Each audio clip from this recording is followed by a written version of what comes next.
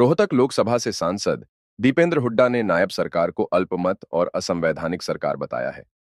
दीपेंद्र अपने धन्यवादी दौरे के तहत बहादुरगढ़ पहुंचे थे। यहां उन्होंने कार्यकर्ताओं का आभार जताया।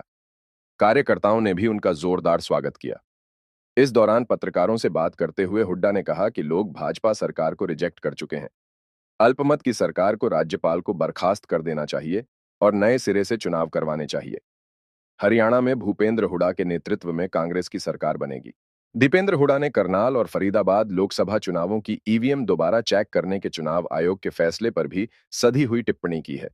उन्होंने कहा कि भाजपा ने करनाल और फरीदाबाद लोकसभा चुनाव जीतने के लिए हर हथकंडा अपनाया है।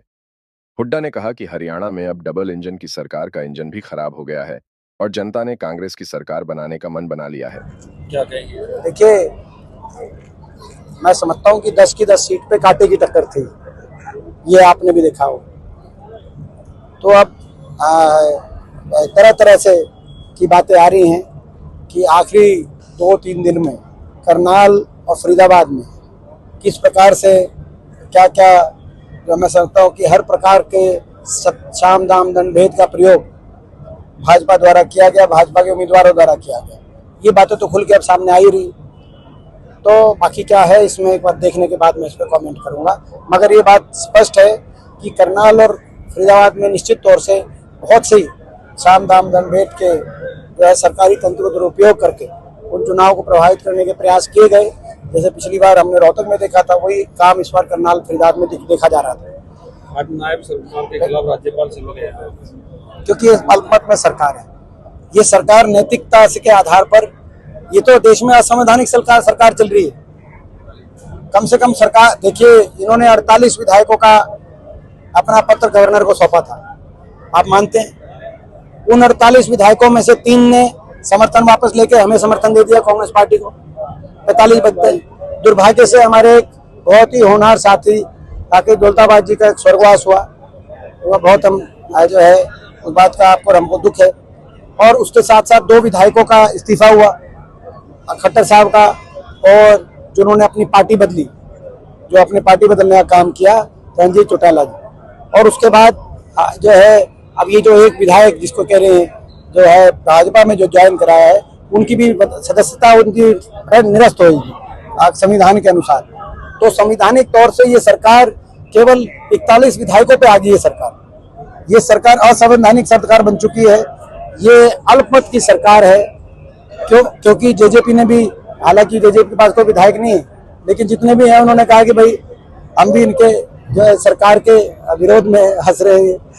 और अपना आपने देखा होगा, ये जो बाकी जो है सबने सार्वजनिक बयान दिए, तो ये 41 विधायकों पे कैसे सरकार चला रहे हैं?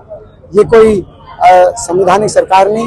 नैतिकता के आधार पर सरकार इस्तीफा दे या राज्यपाल महोदय इसको भंग करके फ्रेश इलेक्शन घोषित करे। हमारी ये मांग है कि तो 2 ही महीने बचे। हम कोई सरकार बनाने की जल्दी में नहीं। हमारा लक्ष्य ये है कि भाई हरियाणा के लोगों को मौका मिले। एक सरकार जिसको रिजेक्ट कर चुके हरियाणा के लोग 2019 में, लेकिन वो एक गठबंधन के रूप में बनाई गई, 5 साल चलाई गई, अब अल्पमत में आ गई है। उस सरकार को अब जाना होगा और हरियाणा में चुनाव कराना होगा। इतना घमंड आ गया कि ये भी कह दिया कि 400 पार का नारा इसीलिए दे रहे हैं कि हम संविधान को पूर्णतः कुचलने का काम करेंगे। भाजपा के बड़े बड़े जो है लीडर्स ने बयान दिया। तो एक ये मैं समझता हूँ कि ये जो वोट है संविधान को बचाने की भी वोट थी।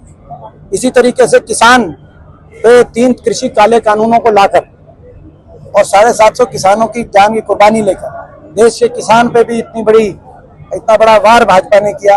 ये जो वोट थी, ये किसान को जो अन्याय हुआ था उसकी भी वोट थी। नौजवान, हरियाणा का नौजवान देश में सबसे ज्यादा बेरोजगारी से त्रस्त हो गया नौजवान। अग्निपथ योजना भी ले आए, जो फौज की पक्की भर्ती होती थी उसको भी कच्चा करने का काम किया। सबसे हाईएस्ट अनएम्प्लॉयमेंट। तो ये नौजवान के साथ जो अन्याय हुआ, ये उस अन्याय के खिलाफ भी वोट की चोट देने का काम लोगों ने किया। हमारी बेटियों के साथ, खिलाड़ी बेटी, पहलवान बेटियों के साथ अपनी इंसाफ के लिए लड़ाई, न्याय के लिए लड़ाई, अपनी इज्जत के लिए लड़ाई उन्होंने जो लड़ी, उसमें जो बड़ा अन्याय हुआ और हो रहा है, उस अन्याय के खिलाफ भी लोगों ने वोट की चोट से पहुंचाने का काम किया।